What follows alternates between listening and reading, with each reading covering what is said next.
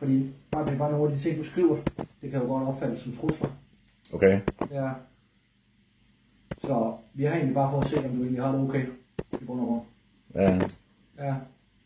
Det er du ikke så meget at sige til. Nej. Nej. Har du nogle bestemte tanker?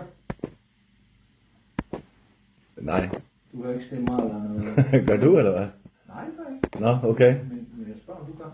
Du er her, fordi jeg skriver nogle ting på Facebook. Altså, det er jo sindssygt.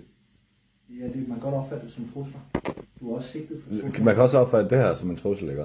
Hvorfor? At jeg ikke må skrive, hvis der kommer bevæbnede mænd hjem i min lejlighed. Altså, hvad fanden sker der for det? Nå.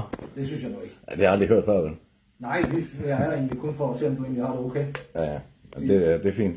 Det er egentlig kun grund det. Så du hører ikke nogen stemmer eller noget som helst? Nej. Nej. Er du til med psykiatrien? Nej. Det er du heller ikke? Okay. Har du nogen, der kommer og ser til dig? Jeg ved ikke, hvad du snakker om. Jeg har ikke mere at sige til dig. Nej, det er så langt der med. Ja. Det virker lidt sådan. Okay. Men Tommy, kan vi ikke aftale, at det stopper med at skrive de der ting? Jeg har ikke mere at sige til dig. Skal vi ikke aftale, at du stopper med at skrive de ting? Farvel. Hvorfor siger du? Hvorfor du? Jeg er ikke aggressiv over for dig. Det er jeg heller ikke. Nå, okay.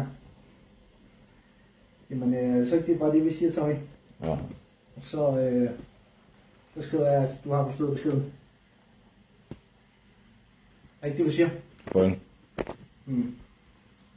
Du havde lidt en anden attitude på før, du begyndte at filme. Ja. Der var du lidt mere rolig. Er der en grund til, at du filmer også? Jeg har ikke mere at sige til dig. Nå, okay.